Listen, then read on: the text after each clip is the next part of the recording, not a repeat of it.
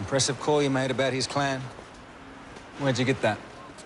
I'm just interested in a lot of different things. New, old, ancient, spiritual things. Things that aren't any of your business. It's lucky for that kid I'm a nosy bastard, isn't it? CLEVERMAN is a story that has been taken from Aboriginal folklore and Dreamtime. Characters taken from those stories, which are in an oral tradition, and we had to gain permission for. You know, it's quite a sensitive territory. We wanted to treat the stories with respect, but the elders gave us the stories, and we've turned it into a futuristic drama, which I think crosses genres. It has different elements. There's thriller elements, but it's basically a relationship drama. I don't think you can try and create a program that you think has international appeal. I think you're very in danger of diluting things and trying to please all different parts of the world. What you do is you create your story. You often give it a very strong locality, and paradoxically it becomes universal. And we've got swathes of people all over Europe who are trying to relocate themselves and incorporate themselves into other groups of people, other societies. So the story has become horribly relevant.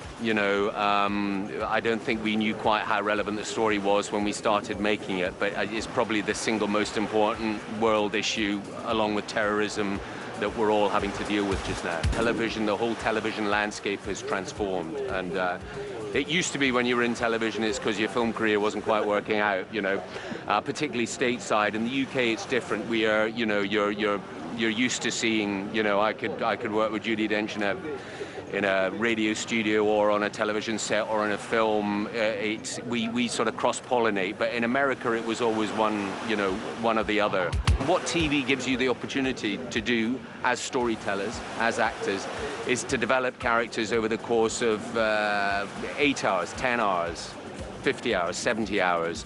And you can allow things to slowly substantiate as a story unfolds, And of course now, because the landscape has transformed, we're getting the best directors, we're getting the best actors, the best writers. So, and as an actor working a working day on television, it depends on the product, but you kind of, you may be shooting 4 to 6 pages a day as opposed to film where you might be shooting 2 or 3.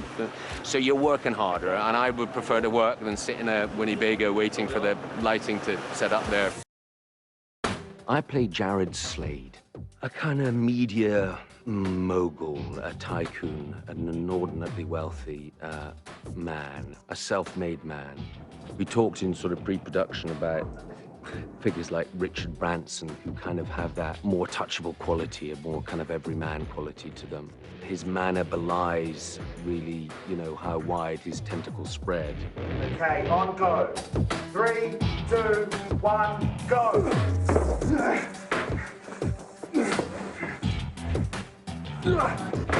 And cutting. He's into media, farming, all kinds of different business. He's a cultured man. He's very erudite, has a wide range of interests, and not least science. I think in his own mind, he is trying to bring peace to a broken society. But as the series unfolds, a slightly darker intent emerges.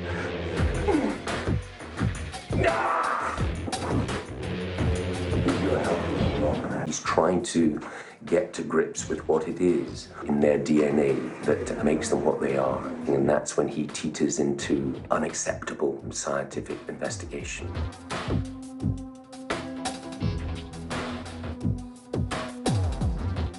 Go!